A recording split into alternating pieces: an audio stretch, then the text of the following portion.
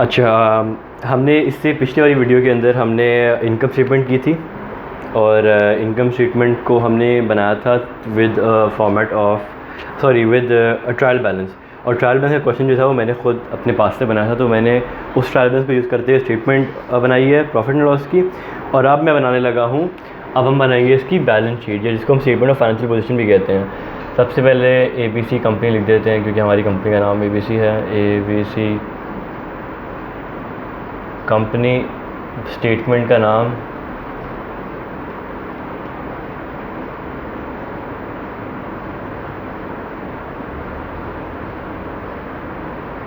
Date,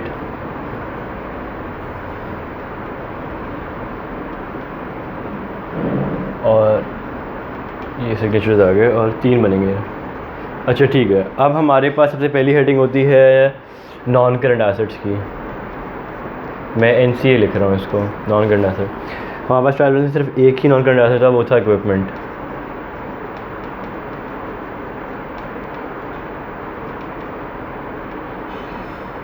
equipment की, अच्छा ये होता है कॉस्ट, ये होता है डेप्रिसिएशन, और ये होता है नेट बुक वैल्यू। अगर आपने गौर किया हो ना किया हो, बिज़नेस में ओपनिंग इन्वेंट्री नहीं थी, इसका मतलब क्या था, बिज़नेस नया है, अभी स्टार्ट हुआ है। अगर ये बिज़नेस अभी भी स्टार्ट हुआ है तो इसकी ओपनिंग इन्वेंट्री नहीं थी। इसी तरह अभी फॉर इंस्टेंस ये बिज़नेस को साल भी मुकम्मल नहीं हुआ, हम डेप्रिसिएशन यूजुअली चार्ज करते हैं फॉर अ ईयर। अभी इस सवाल के अंदर डेप्रिसिएशन नहीं है, इसका मतलब ये डिप्लीट, इसकी वैल्यू में इतना फ़र्क नहीं आया।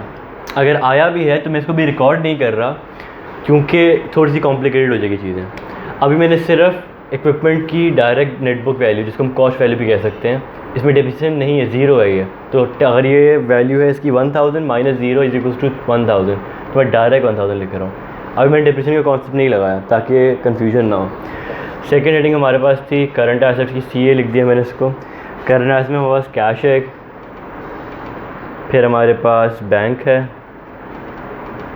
और फिर हमारे पास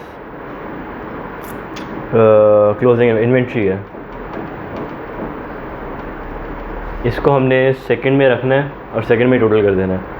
तो 10255 इसके बाद हमारे पास है बैंक 5450 और इन्वेंट्री हमारे पास है 20। इन सबको टोटल करें, हमारे पास आ जाएगा 15725। इसमें से लेस करना था हमने करंट लायबिलिटीज़। अगर मैंने कोई फॉर्मेट को याद हो, फॉर्मेट के अंदर बहुत सारी चीज़ें और भी थी, यहाँ पर अकाउंट रिसीवेबल भी थे और बहुत सारी चीज़ें थी। मैंने बहुत दफ़ा बोला है, मैं फिर रिपीट कर रहा हूँ कि जो चीज़ नहीं है वो चीज़ नहीं आएगी। इसका मतलब अगर यहाँ पे अकाउंट रिसीवेबल नहीं गिवन है तो करंट एसेट के अंदर अकाउंट रिसीवेबल नहीं आएगा, अब लिखेंगे ही नहीं उसको, दैट्स द रूल। अच्छा, इसके अंदर करंट लायबिलिटी में बस एक ही करंट लायबिलिटी है, वो है अकाउंट्स पेबल, और अकाउंट्स पेबल हमारे पास है 1450। इसको इससे माइनस करेंगे, जो डिफरेंस होगा वो आएगा 14275।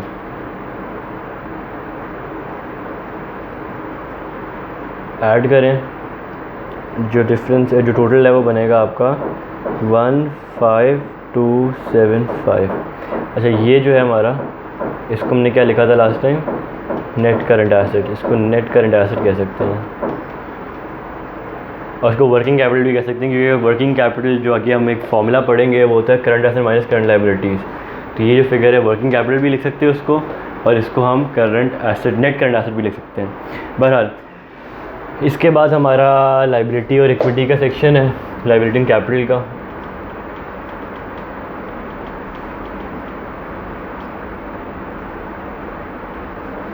कैपिटल लिख लें, इक्विटी लिख लें, फाइनेंस बाय भी कहते हैं उसको। सबसे पहले इसमें लॉन्ग टर्म आ जाएगी लायबिलिटी, तो 8% लोन है हमारे पास, जो कि है 5000।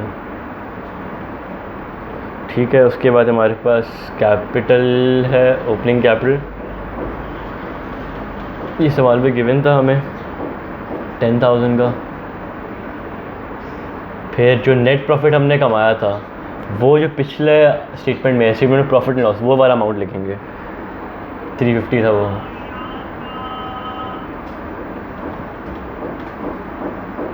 और इसमें से लेस करेंगे